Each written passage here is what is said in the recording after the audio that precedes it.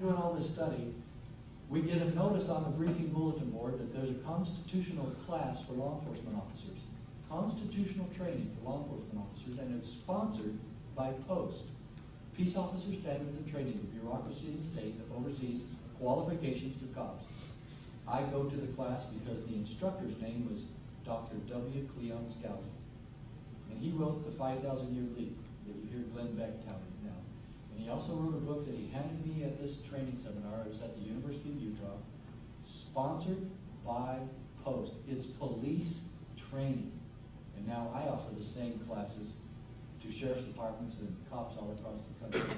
I do the class myself now. And the most amazing thing about this was I spent 2 days, and I guess that's all it took, to convert. Did I say convert? That sounds almost religious, doesn't it? It was. My conversion to the Constitution. This man was only about 5'9", maybe 5'10", wasn't very good looking, wasn't statuesque in any manner, but he spoke with the power of God.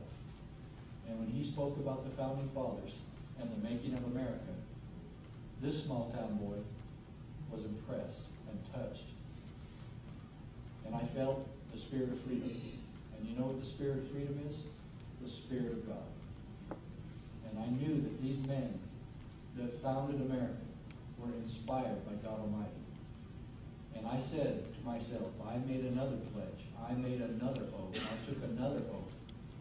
And I said, I will never be on the wrong side again. And I continued on with my studies. And I started reading about the Founding Fathers. And I'm reading right now about John Adams and his wonderful wife, Abigail, who was touched by the Spirit of God also, knowing that she could not call him home from his post even when she had a stillborn child. And all her children were dying of smallpox. They lived, luckily, but they looked like they were dying. And she thought they were dying. And she would not call her husband home because she knew what he was about and that he was indeed fighting for us and trying to make sure that we had a free country. And they were separated over 3 years. And I thought I had problems when I worked undercover. And she knew what this was about. And I think she epitomized the saying, behind every good man stands a good woman. We owe her and her husband a great deal, almost as much as we owe George Washington. And so now I'm studying and working and still being a cop and pursuing my career, and I'm getting promoted, and I just got made corporal, and then I got made front desk sergeant, and then I was a communication supervisor, and then patrol sergeant, and then sergeant detective, and everything's going great, and the kids are going to school just a block away from our home, and the church is right across the street, and man, everything's going great. And folks, you know what happens when everything's going great. The in-laws call. And that's exactly what happened here. My wife's parents call and tell me to move home to Arizona and run for sheriff. Are you kidding me? No way. I've got 11 years on with this department. I can retire in 9. I'll move home in 9 years. How about that? Just keep that on hold. No, we got to have you now. We're going to have a dishonest sheriff if you don't get home and run for sheriff. And I told them they were crazy. And this was the first time my wife agreed with me. She didn't want anything to do with it either. We both wanted to move home and be closer to her parents and mine. That would be nice. We had other things going. The kids are happy. And so finally they had other people start calling us. And everybody's lobbying us now. We're getting all these calls. Move home, run for sheriff, we need you. So I said, Dawn, that's my wife's name. I said, let's just sit down and put all this together. Let's put all of it together and list all the pros and cons and send it back home to your parents and all their other lobbyist friends and let them see why we can't do it. And we came up with 23 cons why we could not move home and run for sheriff, and only 3 why it would be kind of nice, you know. And 3 weeks later, we moved home and ran for sheriff. And that's really what happened. And it was the most improbable election. It was really kind of miraculous in a way. I'd never been a cop in Arizona. I'd never served in law enforcement in my hometown or my home county, and I hadn't lived there for 12 years. And I walk into town and say, hey, I'm an experienced cop, make me your sheriff. And they did. And then in 1992, I was reelected. And every now and again, my wife and my mother would say, you know what? We're glad you're sheriff, and we're glad you won and all that stuff, but it seemed kind of like a miracle, so what was it for? And we got the most unlikely answer. It came from Bill Clinton. In 1993, he signed the Brady Bill into law. And at first, and I hope this doesn't shock you, but he lied about it. Can you believe Bill Clinton lied? Can you? No. And the propaganda from Bill Clinton was that this was going to make our streets safer. Our sheriffs are going to be safer. Our police, our streets, kids can go to the parks without parental supervision.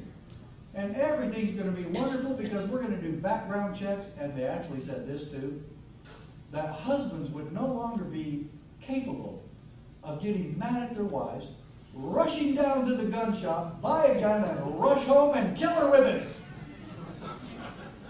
And you know what? I started looking at that. I never found out anywhere that that's ever happened in the history of our country. It may have happened somewhere, but we never found it anywhere. And so then we're having a meeting of all the sheriffs in Phoenix, the Sheriff's Association of Arizona. And there's only 15 counties in Arizona. And there's only 12 or 13 of us there. And the BATF shows up and tells us and hands us this document. This is the actual document. And it's dated January 21st, 1994, Department of the Treasury, Bureau of Alcohol, Tobacco, and Firearms. And 3 of them to hand 13 sheriffs this one document. Well, I thought maybe afterwards I knew why. Because they knew they were going to need backup, because we were going to be really ticked off. You know?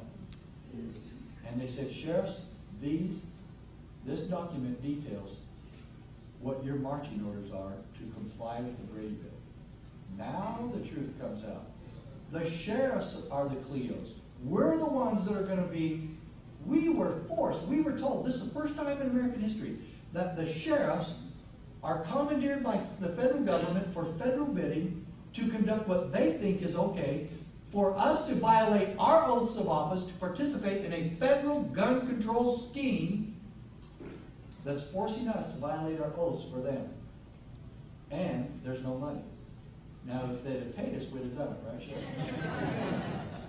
Not hardly. Not hardly. It had nothing to do with money, really, but it was an unfunded mandate. And it said to us, anyone knowingly who fails to comply with these provisions is subject to a $10,000 fine or a year in jail for both. And so, when I first filed the case, the first thing we sought was an injunction against the federal government for being able to arrest us. And we got it. And Janet Reno, as soon as we filed the injunction, said, oh, they don't need an injunction. That part of the law did not apply to the sheriffs, only to the gun shop owners. And Judge Roll, in our case, in district court, federal district court, said, Janet Reno doesn't get to change the law just because she writes a memo. Aha, smart man, that Judge Roll. And so when I got home from that meeting, all the sheriffs were really ticked off about this, but nobody knew what to do. And I was the youngest sheriff in the state at the time, and I wasn't really trying to throw my weight around, but I said, why don't we just say no? Just tell them to take the Brady Bill back to Washington, D.C. and shove it up 1600 Pennsylvania Avenue. We don't have to do it. They can't tell us what to do. They can't. They're not our boss. And none of the sheriffs thought, they thought that, some of them were saying, no, that set a bad example. You know, and I didn't get that one. So I didn't know what to do, and I had a 2.5-hour drive from our meeting in Phoenix back to home. And I decided on that trip that I was not going to violate my oath or the promise I made 10 years prior that I would never be on the wrong side again. I'm not going to quit my job, and I'm not going to do it. So what am I going to do? I decided that I was going to sue my own federal government.